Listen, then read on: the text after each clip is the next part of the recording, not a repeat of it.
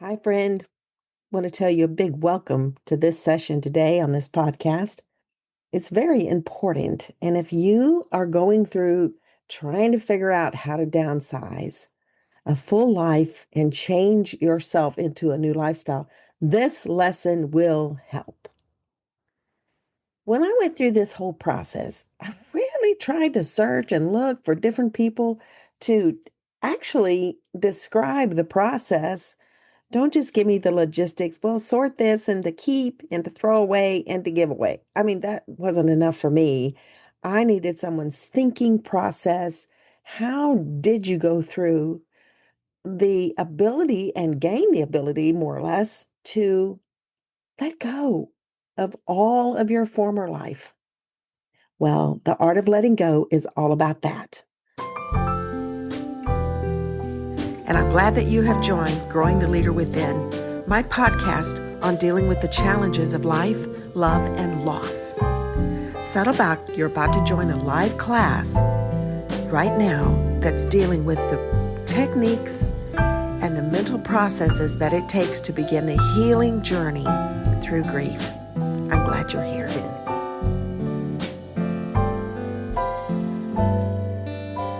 It is said that the average home has 300,000 items in it. Well, this two-story, 17-room plus chapel, plus two-car garage, plus a big tool shed, a triple-deck RV shop, and a big storage area and trailer probably had, I'm going to guess, but I'm going to say 600,000 items altogether. Yeah, the art of letting go, that was quite a process. 4 months long, as at the time of this recording, this is part two. You might want to go back and listen to part one to catch up with this whole story. But it's finally all sorted out. And all that remains is the cleanup of each one of these areas and to finish settling my husband's chapel at this time.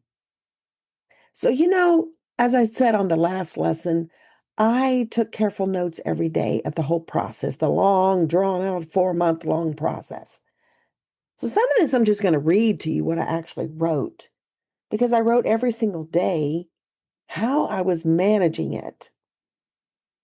You know, one of the things was when the process began was I had so many people that would offer to come and help me, and it would have been wonderful to have conversation and camaraderie and people with me. But I would have just had all kinds of conversations that would have kept my mind off of this process of saying goodbye and making right decisions while trying to work through each item. So I had to do the majority of the important things by myself. So I would turn music on. I would have something to drink with me, a coffee or a chai latte or a smoothie, or sometimes on the rare occasion when it was a really tough day, don't tell anybody, I would have a shake. And it did help. Something else to take my mind off of the endless, intense process that this was. So I had to do the majority by myself. And when it got too much, I would just stop, go sit down somewhere, or sometimes call it a day that day and start again the next day. But I'm finally getting close to the end. I've written and I've said, so how do I feel? Relief, comma, some sadness, comma, the feeling of sheer weight that is lifting off of me. Like when it's all gone, will the proof of our work have disappeared too? 45 years of labor and ministry and work, day by day, I was surrounded in constant memories with the items from all over the world. I'm tired of feeling pain over all I've been through. And I just don't want to see anything else that would trigger me into that awful pit of pain again. I've felt all the various swings of emotion as I unload my life. Greg's work is done. And now his work continues in the capable hands of my son in law and daughter. My work, on the other hand, remains, but it does not require all of the things that we both thought his work did. Mine is much more digital and online. Mine is in writing books and publishing and putting information out there on the wide world network, posting books on Amazon. Mine is reports and funding. Mine is Moms Against Hunger projects and teaching classes and podcast lessons like this one. I can do all of my work with my computer and my phone. That's it. Keeping life simple is going to be my transformation and new life to come. I have to remember a man's life does not consist in the things he possesses. I, Gayla, cannot get complicated ever again. This is the ending of my former life, and yesterday will stay in my memories. And when I leave this house for the last time, I want to have said a proper and thorough goodbye to my old life. The scripture says, "Behold, all things are made new." Why do we tend to cling to the old when it's obvious that the new dawning day is far better?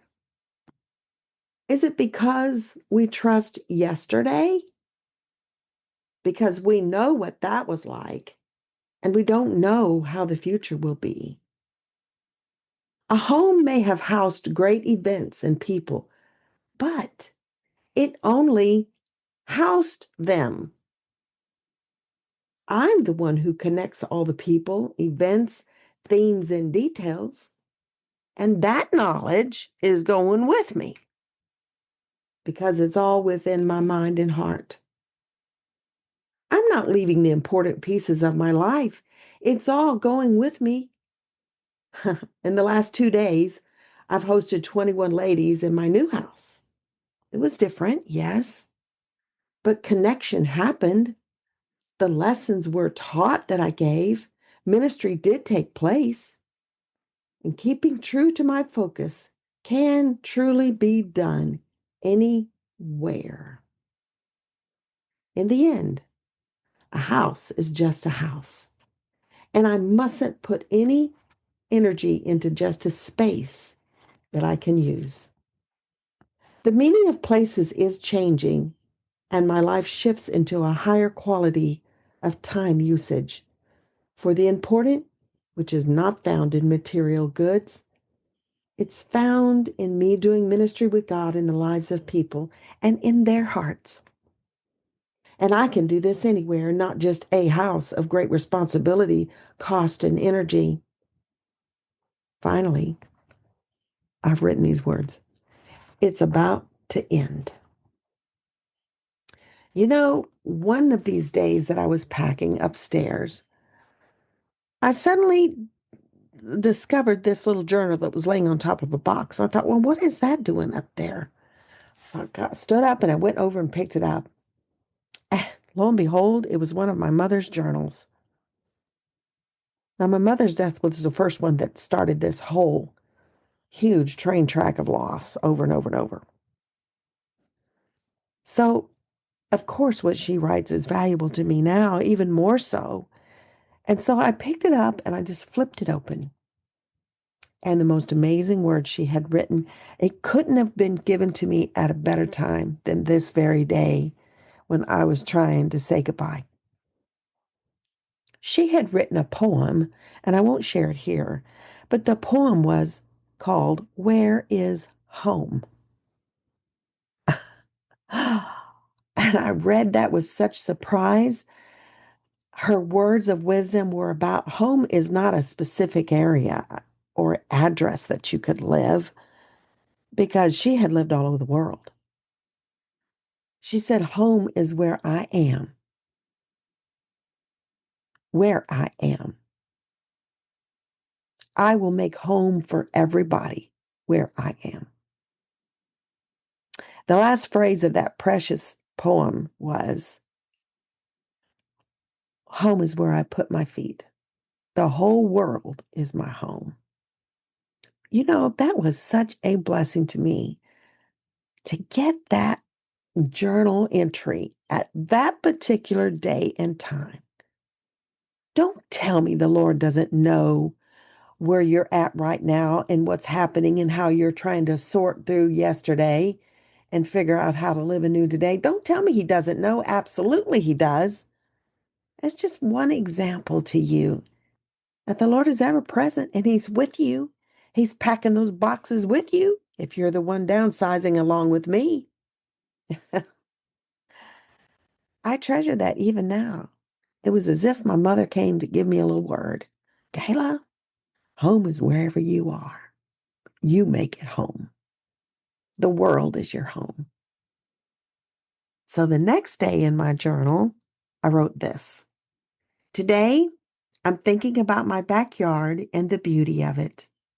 I will not see it again, nor look out my window at it.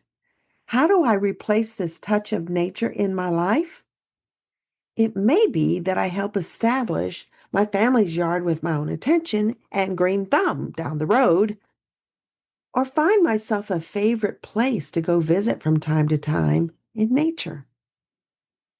I could plan trips where I'm out in nature for a whole day. I need to explore some ideas on my own, looking for some new favorite spots to escape to. I do like the natural beauty of God's world, where I can look out to see a sunrise, or where can I sit and watch a sunset. These are important to me, and I need to find hideaway spots to go to privately and on my own. Safe, sacred places for my own soul's sake. So my yard was not the only beautiful place, of course. So here are my ideas. Now I realize you're not local where I'm located, but it may help you for me to just relate these exact places that I talked about in my journal that I could go for times of relaxation outside in nature. And so I listed them. Here are my ideas, I wrote. How about go visit Double Lake State Park in Cold Spring, Texas, or the Galveston Beach, or the Strand, or Moody Park? Go visit Hidden Lake Park in the Woodlands.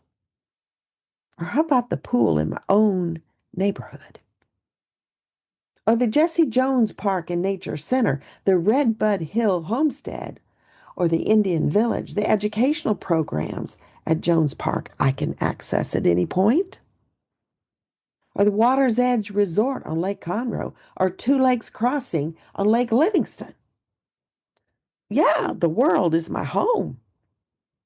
So let me access nature in a new and a fresh way. I don't have to own something to enjoy it. Do you?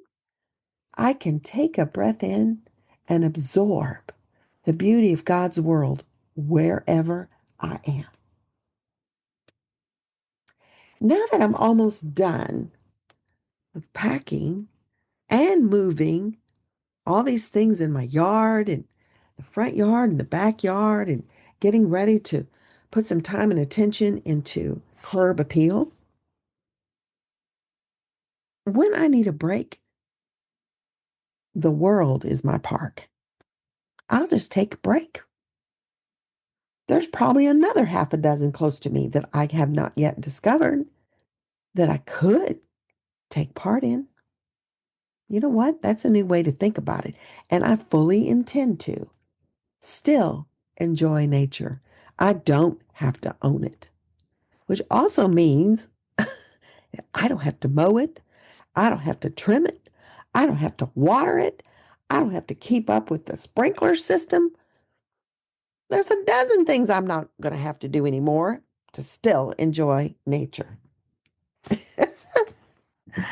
Isn't that the truth? The next page, I wrote this. Now that I'm almost done with the move, Except for a certain closet I still need to empty, I feel a bit closed in. I'm to the stage where busyness has been my focus, and I've done nothing but move, move, move. Maybe I'm just tired, but I feel like I'm in a tight space. Where do I go when I need to stretch out and breathe a little bit more than my three new little areas? This move is a godsend, absolutely, but I need to make an adjustment in my own head. Downsizing isn't just physical, it's also mental. Sometimes change can be hard, and the physical move, it is only part of the transition. And my mental health of figuring out inspiration and my new little cozy area has to find other ways of loving life. I have been so used to beauty found in decor and arrangements and changing things around. Mentally, my mind hasn't found any new spaces to enjoy just yet. What can bring me joy in new ways? There may be still time to go before all is settled and done, so maybe I just need some space to get away from my new little snug life. But it's just like I figured out ways to get out in nature, when you downsize a major life, I can still enjoy specific areas and atmospheres and environments by stretching my mind outside my new space and thinking, where can I go when I need a break, when I need to take a breath? And again, I wrote down 10 ways or places that I can go take a breath in.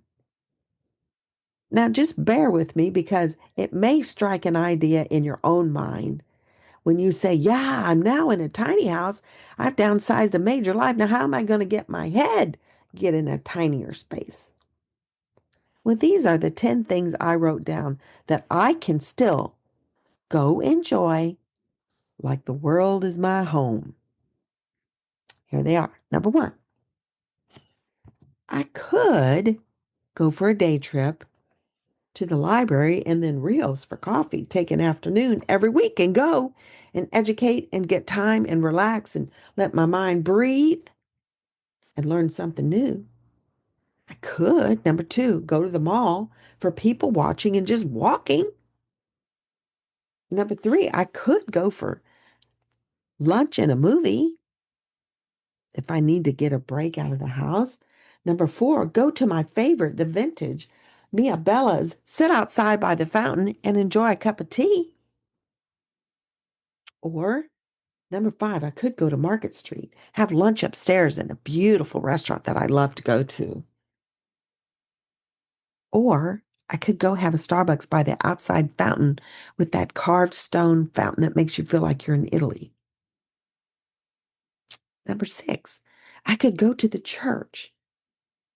There's 1,000 things always to be done at the church. And just offer to be a part and help. That's getting me out of the house and out of my space and feeling useful and needed. Number seven, build myself a picnic in the park.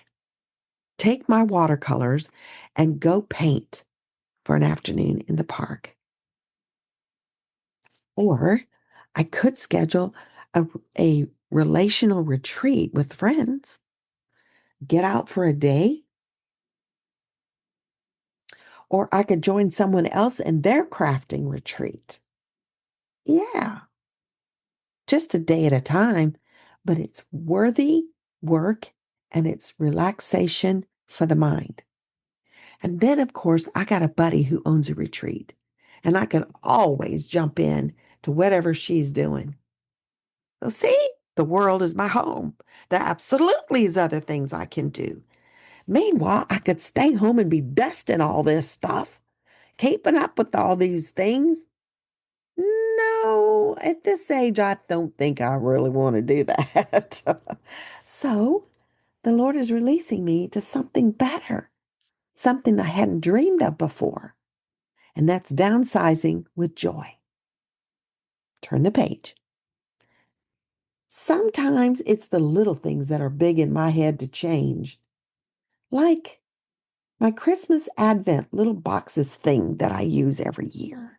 24 little boxes that I fill up all through the year. And then when December comes, I've got little presents every single day that start the day with joy just for me.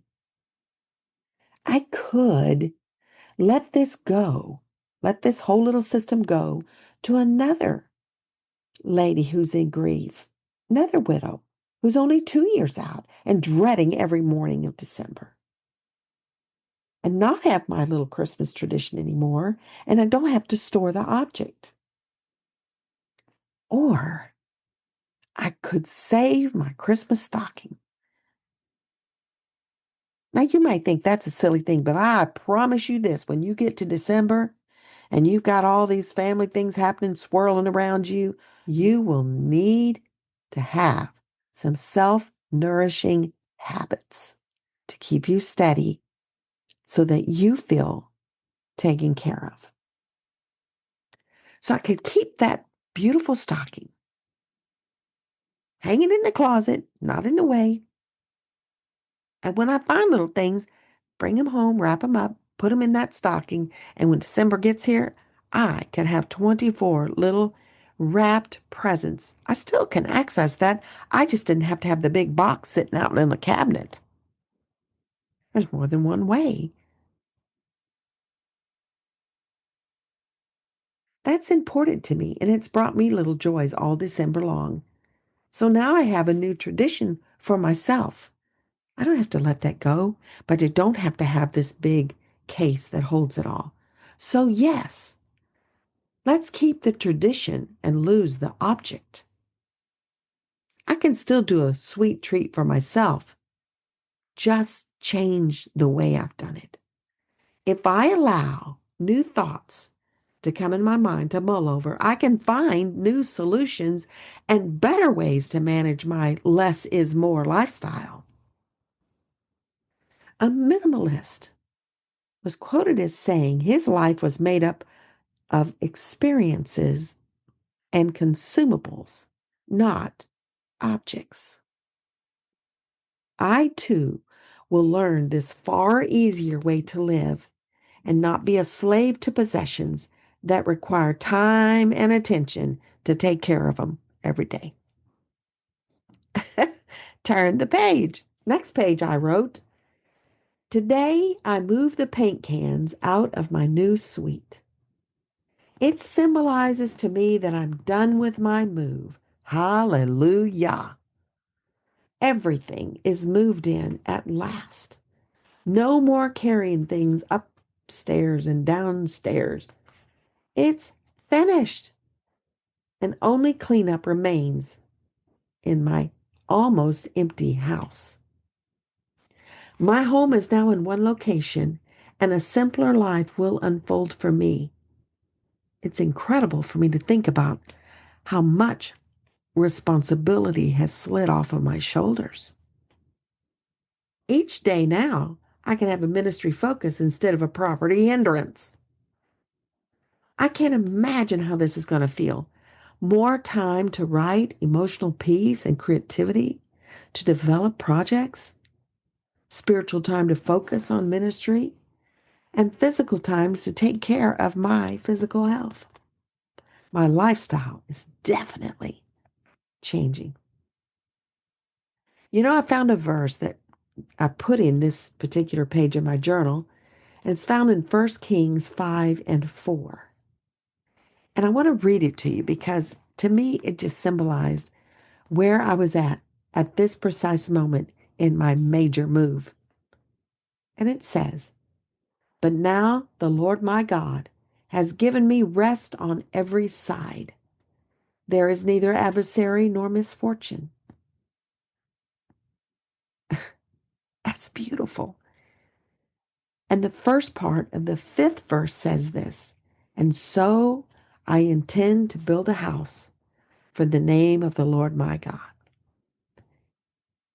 My new house, which is my heart and soul, it's a temple for the Lord. Now I've got time that I didn't have before to just sit and be with Him, to just sit and listen, sit still, be in His presence. I intend a build stronger spirituality in my own heart because I don't have to go and do and be and say and buy and sell and clean and wrap up and box up and organize. I'm not going to do any of that anymore. Wow. Yeah. The Lord my God has given me rest on every side. I have this little new bathroom that's come together in a gorgeous way. It's just gorgeous. And so I found these little brass accessories that I wanted to use, little birds. And I have a hand towel little bird, and I have the toilet paper little bird, and I have the towel rack little birds. And it's really beautiful and brings me pleasure every time I use it. But the little brass bird hand towel was just too wide for me to use. It stuck too far out in the room. So I asked my handyman, could you please fix this and resize it? He wasn't sure if he could do it. And I said, well, I can't use it as it is right now. So what can go wrong? Go ahead and try. He said, well, it's a valuable little piece. I'm like, well, you know what? Things don't have the meaning they used to have with me. I'd rather let's try it and see if it works. Let's take a chance. He looked at me strangely, said, okay, miss, I'll try if you're willing for me to destroy it. And I said, it's just an object. I mean, it's not the end of the world if it doesn't work. Let's try. So we did. And he was able to change the weld on it, cut it shorter, make that little bird fit up flush against that hand towel ring, and now it's perfect. Sometimes things don't quite fit in a smaller space, but they can be resized or remodeled and made into a form that does fit well. I just need to use more imagination and careful attention to details to make things work in my new tiny space. Now I have another little project I'm going to work on, and that is I have a smaller vacuum cleaner that fits in the corner. Just right. It fits perfectly beside a piece of furniture, but I don't want to see that vacuum cleaner. So I've been thinking, what can I do to hide that? What can I do to cover it? Camouflage it. So I've been mulling it over and over and over in my head. And I finally came up with what I'm going to do. Well, that has given me a new project. I've never seen one created before, but I'm going to create it. I'm going to make a canvas, stretch it over a frame that kind of is three-sided, tall enough to cover the vacuum handle, and I'm going to paint it the tree of life. Paint a beautiful tree, the trunk coming up, and the branches, 7 branches, because that represents the 7 areas of my life. And I'm going to custom make this little cover that's going to fit perfectly in that corner. Why not try something new?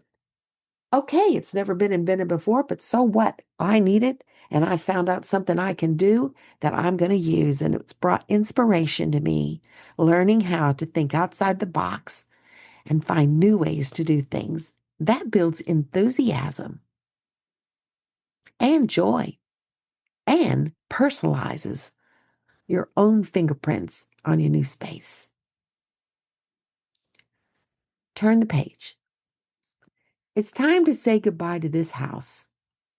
It served very well in a long chapter in my life when we both needed a strong house, a safe, quiet place away from the battles we had been in. This house was perfect for us then, but time has moved on, and Greg's now in heaven, and my needs are different.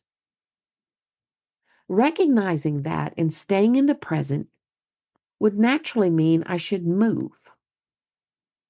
I don't have an employee now to manage this big place well. He passed away, and my parents are not coming to see me because they passed away too. So why should I have to keep up some sort of an appearance? I don't. It's been 4 years since my husband left. Yes, the page has turned. And yes, I think I can say I'm ready to let it go now. Yesterday is over and complete. It's my turn to write my next chapter with God. So sweep out the corners of every room. Prepare it to be released. A house doesn't define me. My work does in Jesus. That's the definition of who I am. Let's work smarter, not harder, in this next season of my life. Charles Spurgeon penned these words when he and his wife Susie were moving out of their beloved home of many years. Quote, he said this: "Farewell, fair room, I leave thee to a friend. Peace dwell with him and all of his kin. May angels evermore the house defend. Their Lord hath often been within."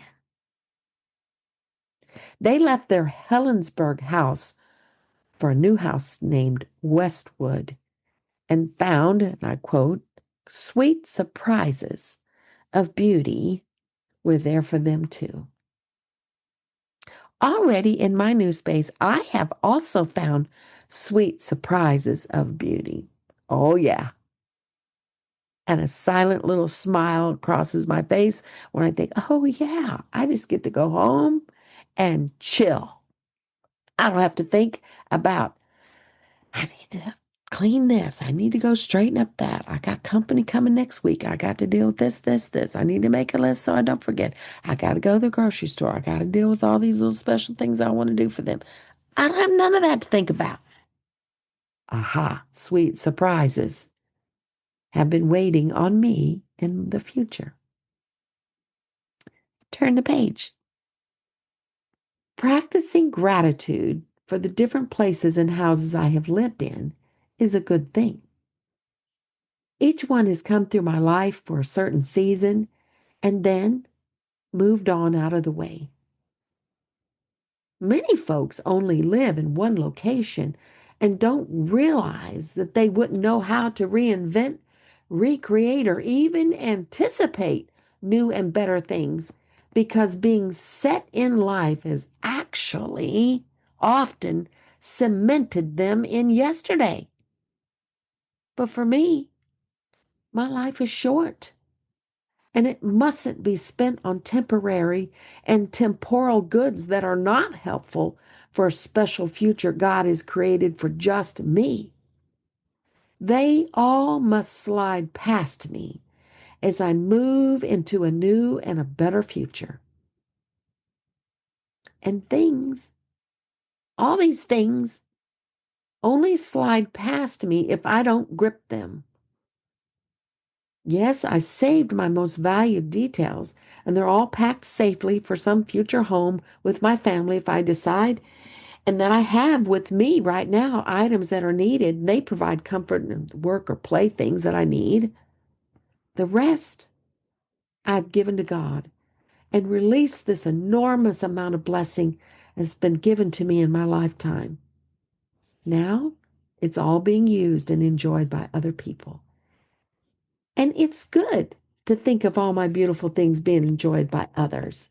It makes my heart happy to think about this. Through this huge process, others have been blessed. I like that. Many items given to me, they brought me cheer and pleasure in very dark times and pleasant memories. But now they'll do the same thing in the troubled lives of others. I feel good about the fact that I no longer have the responsibility or the care of each thing. So, what words have helped me in this life changing move? So, when I turn the page, I have written several different things, 7 things to be exact, and I'm going to read them to you. I'll give you the 7 words and then I'll read you what I wrote on each one. So, what words have helped me in this life changing move? Acceptance, flexibility, choices, decisions, allowing change to happen, the inner ability to change. Number 7, educate myself and learn new things. Let me go back and just share these with you because they all represent a phase of this major downsizing process. So the first one's number 1, acceptance. Seeing the reality of my overwhelming life and writing the pros and cons out on paper so I could make a wise decision for myself and my family responsibly and financially. Then, seeing it all on paper, come to the place where I accept my wise decision. That's the first thing that has to happen. The second thing is this. The word's flexibility. Learning that different is good and having an open mind toward new things helps me to go with the flow and be agile and bendy, so to speak. If you want to make a new word up, use the word bendy. Like water flows over and through things, it keeps moving forward. So my life is a moving force, and I can do so much more if I'm adaptable, if I'm pliable, if I'm elastic, if I'm versatile and adjustable. Flexibility is a major word when you're thinking about downsizing life. The third word for me was the word choices.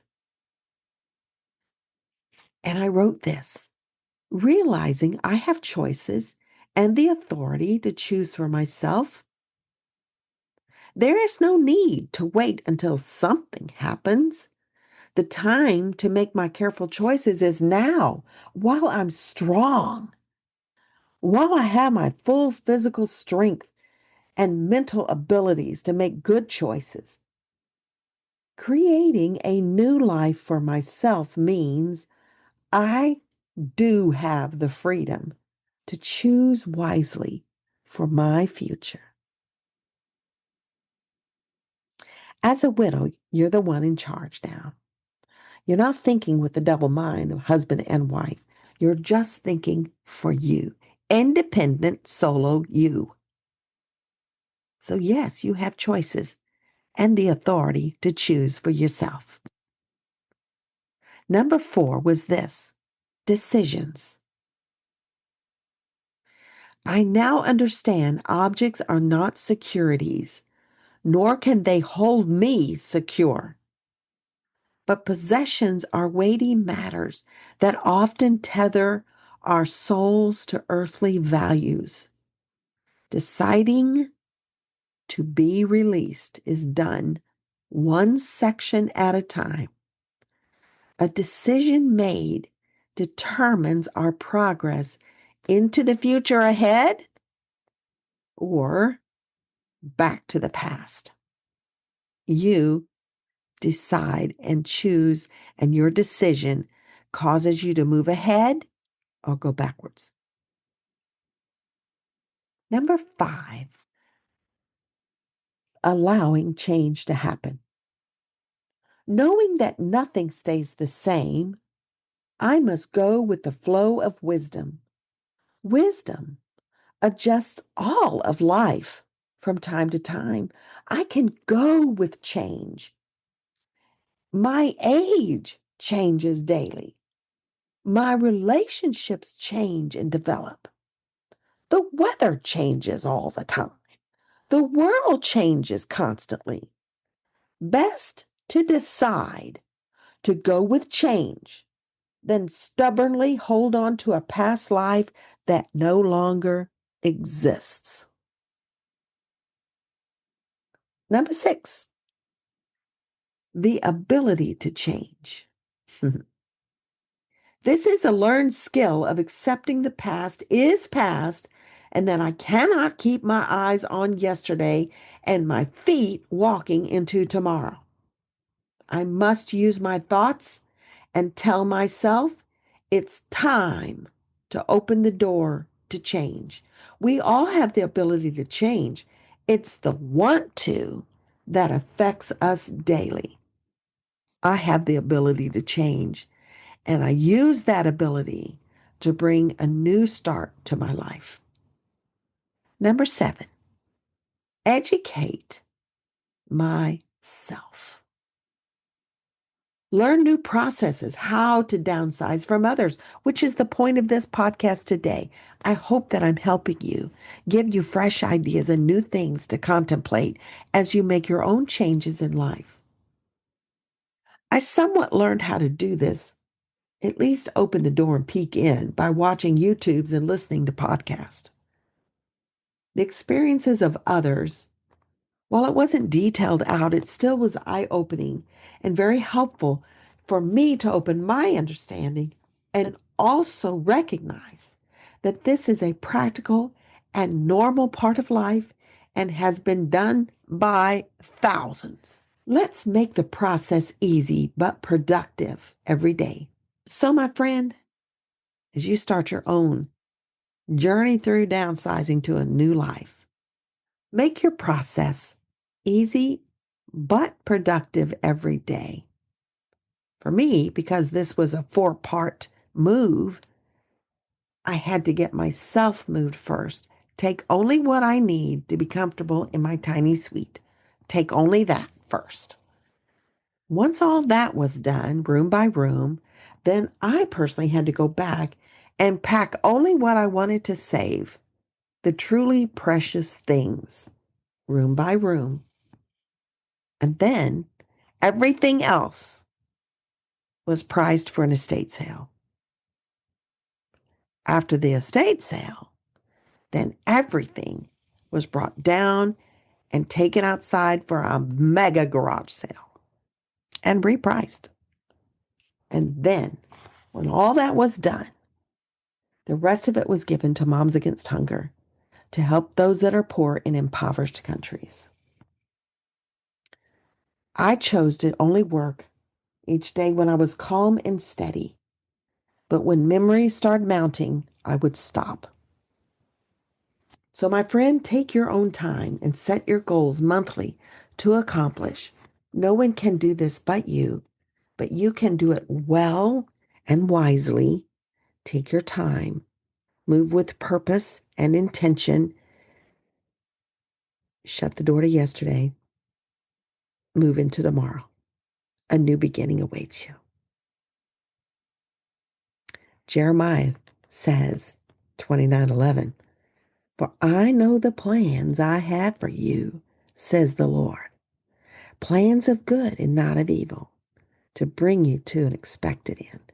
Good things await you." I can't wait to see what God does in the next phase of my life. God bless and keep you. Happy packing.